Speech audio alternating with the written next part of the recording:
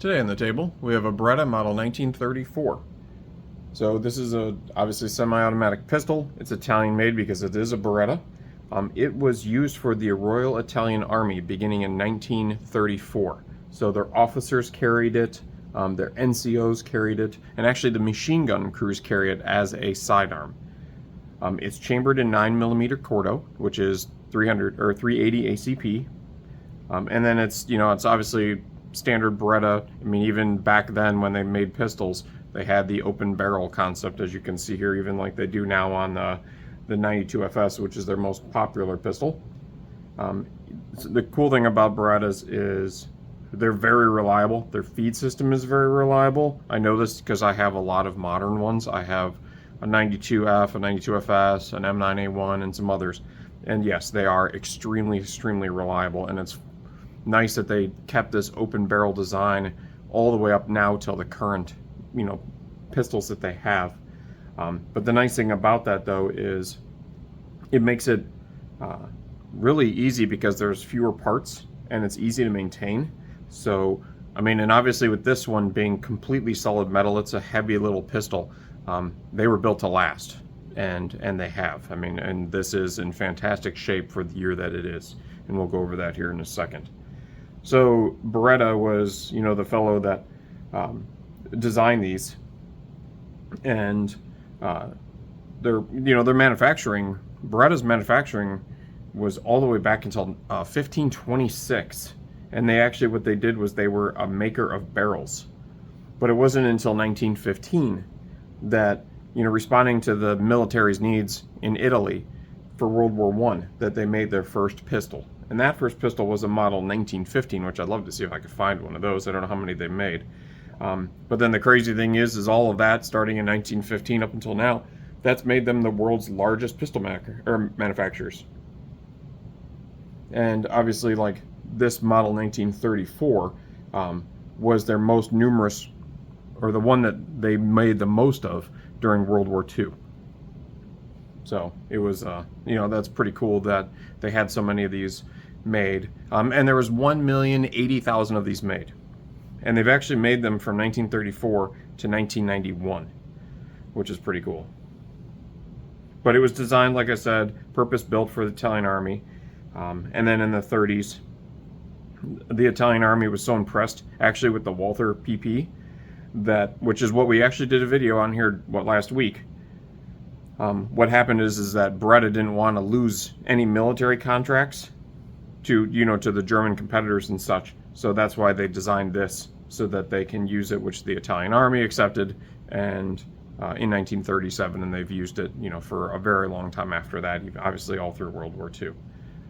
So, so cool things. Well, here I'll do a quick safety check on it, so you can kind of see that it is not loaded. So it's pretty easy to see because the barrel's right on the top and it's open. It's right there. And then magazine, we got the old school magazine feed right here. You can see there that now this is a 7-round magazine of 380. So you can see here it's just original 7-round mag, and it has these cool like pinky finger rests for your hand. It does make holding the gun a lot easier, which is nice. So that's pretty cool in that regards. But some history on it here, and I'll show you the markings because that's what we're going to go over here. So if you see right there, you can see the Cardone VT and then 1942 XX1. And then at the top here it says P Beretta caliber 9 Corto, and then it says M7 1934 and then Brevi. But what I want to show everybody is on the 1942 XX1. So what that means though is that pistols made during the fascist era, they were marked with the year of manufacture in 2 forms, which here we go, 1942 right here, and they used Arabic numerals. So obviously they used the regular date, and then they used Arabic numerals as well. So or Roman numerals. So if you see pistols from, so like a pistol from 1937 may carry an XV or an XV1 as its fascist year. Pistols taken by the armed forces will exhibit stamp marks, with a frame, stamp marked just left above the grip. So this one does. This one has an S on it. And actually, my chart does not tell me what the S stands for, because RE is to the Army, RM is to the Navy, RA is to the Air Force, and then the Royal Air Force have a PS. Now this has an S on it, and actually I'll have to double check what that S, what the S by itself stands for. I imagine it's going to be one of those uses. But the cool thing is that you can see that the date, from when it was made is actually marked on it. So it's just kind of cool. And then, a good bad history of, who used them, how they were used. But in one with the serial number 606824 was used by the fellow that killed Gandhi in 1948. So he used one of these pistols. And then the serial number on this one is much earlier.